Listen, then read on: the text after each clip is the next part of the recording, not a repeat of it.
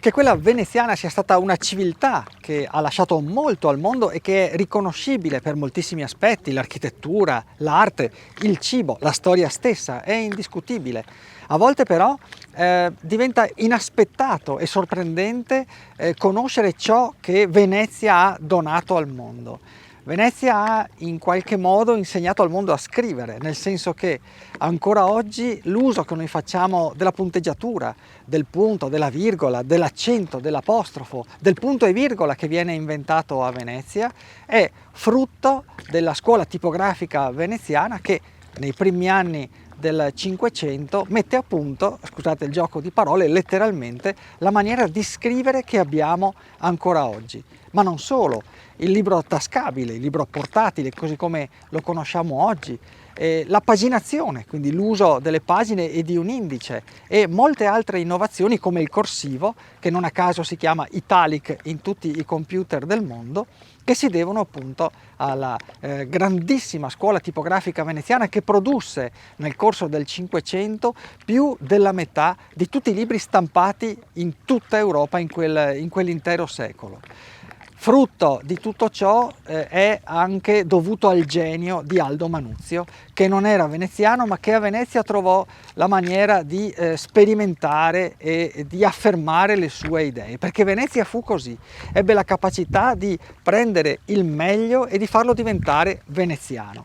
Noi abbiamo una disposizione dei provveditori di comune che più o meno testualmente recita queste parole: vi sono molti uomini a Venezia e nelle sue vicinanze dotati di ingegno, uomini in grado di immaginare diversi oggetti artificiosi. E se si facesse sì, continua questa disposizione, che le opere inventate da questi uomini possano essere protette, preservate e non copiate da altri, allora questi uomini userebbero le loro menti per produrre cose di non poca utilità per la nostra Repubblica. Venezia inventa il brevetto. Lo fa il 19 marzo 1474 e non è nemmeno questa la prima volta in cui la Serenissima si distingue per una legge all'avanguardia. Molti decenni prima, quasi un secolo prima, il 10 marzo 1396, Venezia promulga la prima legge che disciplina il lavoro minorile, con, si legge dal testo, un testo che parla di condizioni dei fanciulli e delle fanciulle che gridano vendetta presso Dio.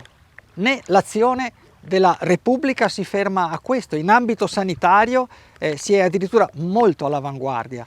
Noi tutti, in tutto il mondo, abbiamo sperimentato in quest'ultimo anno e mezzo cosa significhi essere vittima di una pandemia. E a Venezia, già all'inizio del 400, si misero in atto delle misure che non hanno nulla a che invidiare a quelle a cui siamo stati tutti necessariamente sottoposti per via del Covid. La pandemia di allora si chiamava peste e Venezia la argina in più modi, per esempio inventando i lazzaretti, inventando un sistema di ricovero e cura e assistenza fisica e spirituale alle persone malate col Lazzaretto Vecchio nel 1423, al quale nel 1468 si aggiunge il Lazzaretto Nuovo, che è importantissimo perché per la prima volta si parla di prevenzione, cioè nel Lazzaretto Nuovo vengono ospitati tutti quegli equipaggi di navi provenienti da porti a rischio che quindi devono essere messe in quarantena. I 40 giorni vengono scelti sulla base della Bibbia, sono i 40 giorni che Gesù trascorre nel deserto, ed ecco che tanto lazzaretto quanto quarantena sono parole veneziane oggi in uso ovunque. Lazzaretto deriva dal Lazzaretto Vecchio, dove c'era la chiesa di Santa Maria di Nazareth, il Nazaretum, poi corrotto e integrato col nome di Lazzaro, che è il lebbroso biblico, il malato per eccellenza, e la quarantena, appunto. Se in veneziano noi dobbiamo dire una quarantina di giorni, diremmo esattamente quarantena. Quando dite quarantena parlate veneziano. Vi sono altre parole che prendono vita dalla lingua veneziana e poi sbarcano in tutto il mondo. Una di esse è ghetto, Il ghetto viene istituito nel 1516 nel cuore di Cannaregio, non è un villaggio vacanze, ma non è nemmeno un luogo di persecuzione o di tortura. E la cosa curiosa è che il nome precede l'esistenza del luogo stesso, perché se oggi ghetto, che prende piede in tutte le lingue del mondo con un significato giustamente di sofferenza, enclave, chiusura, in realtà è parola innocentissima. Nasce prima dell'esistenza del ghetto stesso, perché lì vi erano le fornaci che la Serenissima utilizzava per produrre cannoni per le sue navi e che vengono ben presto trasferite sul finire del 300 all'interno dell'arsenale. Ma a Venezia quella rimane la zona del getto, ovvero dove si fa la fondita del metallo. I primi ebrei che arrivano sono ashkenaziti, hanno un uso molto duro della G, non riescono a pronunciarla in maniera dolce, ed ecco che loro stessi definiscono il luogo dove sono stati messi a stare il ghetto. Ecco, il ghetto nuovo è il più vecchio, proprio per questo motivo curioso, che è il primo luogo dove gli ebrei vengono insediati, ma è anche il luogo dove c'erano le fornaci più nuove. E questa cosa curiosa che il ghetto nuovo è più vecchio del ghetto vecchio è un'altra delle tante particolarità veneziane. Altra parola veneziana che viene usata nel mondo è arsenale.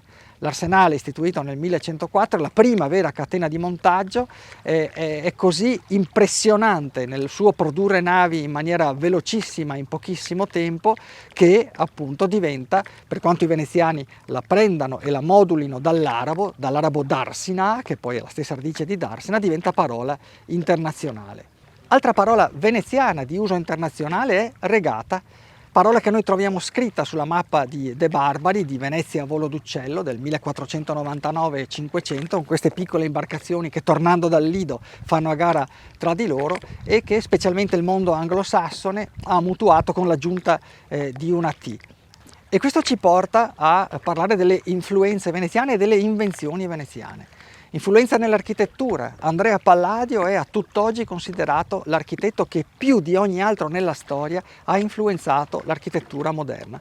D'altronde basta guardarsi attorno, insomma, in giro per il mondo per scoprire nei luoghi più impensati queste sue architetture fatte di timpani e colonne.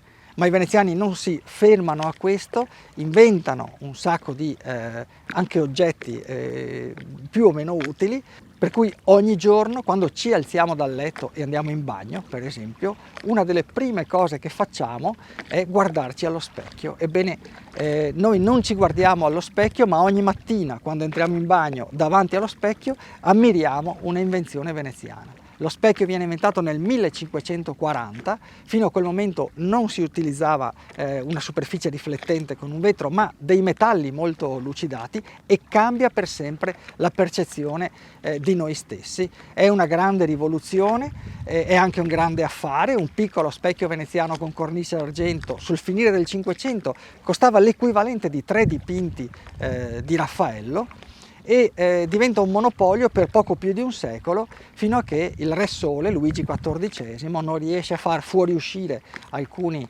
vetrai muranesi che insegnano agli artigiani francesi a produrre specchi, prima di essere da un lato rimpatriati, dall'altro uccisi dai sicari della Serenissima. Ma è troppo tardi, la guerra degli specchi è perduta e a Versailles ancora oggi si può ammirare la bellissima, c'è da dire, Galleria degli Specchi.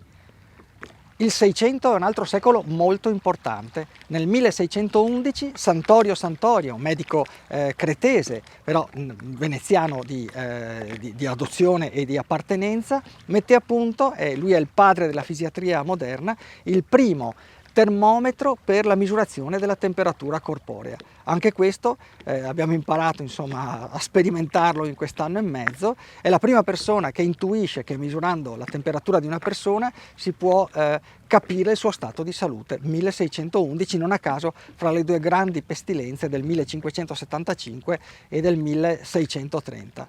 Venezia inventa, in qualche modo mette a punto anche cose più frivole, se vogliamo, per cui nel 1638 apre la prima casa da gioco pubblica, il Ridotto Grande, che ancora oggi si può ammirare perché è parte dell'Hotel Monaco e Grand Canal, e l'anno prima, 1637, il primo biglietto teatrale per il primo ingresso a pagamento a teatro. Sembra una cosa banale, ma sconvolge per sempre la storia del teatro, la storia della musica, perché da quel momento in poi chi compone musica dovrà farlo non seguendo i gusti, ecco, del tempo, ma della corte, del mecenate che lo finanzierà, ma i gusti del pubblico che pagherà un biglietto per ascoltare la sua musica e le sue opere. È la nascita del melodramma e quindi dell'opera. Il teatro deve moltissimo a Venezia, perché i teatri stabili, così come oggi li conosciamo in tutto il mondo, nascono a Venezia. Venezia, società liberale in cui i ricchi e i poveri si muovono negli stessi spazi, specialmente durante il carnevale, che durava 6 mesi, e bastava mascherarsi per entrare in una casa da gioco o in un teatro, ma una minima marcatura va fatta, ed ecco che nasce la platea e nascono le gallerie. Al contrario rispetto a come siamo abituati a concepirle oggi.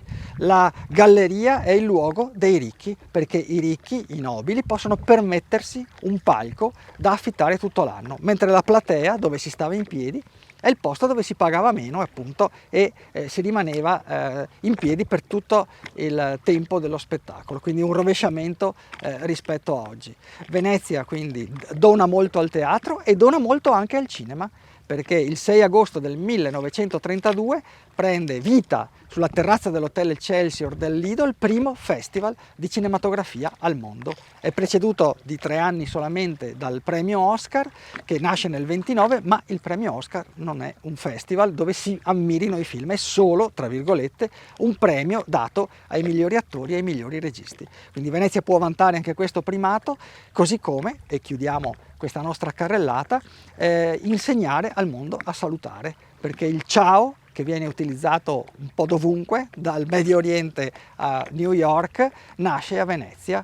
Non è nient'altro che la contrazione di schiavo vostro, che era una forma molto ossequiosa di saluto in voga specialmente nel Settecento, e questo sciavo vostro in lingua veneziana viene contratto in sciavo e quindi in sciao, ed ecco che quando noi diciamo ciao a qualcuno implicitamente ci dichiariamo suo schiavo. Ma chiaramente non è un atto di sottomissione, è solo un ossequio. D'altronde Venezia è la prima nazione al mondo che formalmente abolisce la schiavitù. Lo fa in un documento ufficiale, una promissione dogale del 960, nella quale si proibisce la compravendita di esseri umani. Questo non significa che i veneziani non abbiano avuto schiavi o non ne abbiano commerciati nel corso della storia, ma diciamo che anche la forma ha un suo peso. L'ultima nazione a farlo fu la Mauritania nel 1980, 1020 anni più tardi, e Venezia, come tutti i grandi popoli della storia, non è scevra da contraddizioni, ma questo fa appunto parte del pacchetto intero della storia di questi suoi 1600 anni leggendari, per cui tutto si tiene.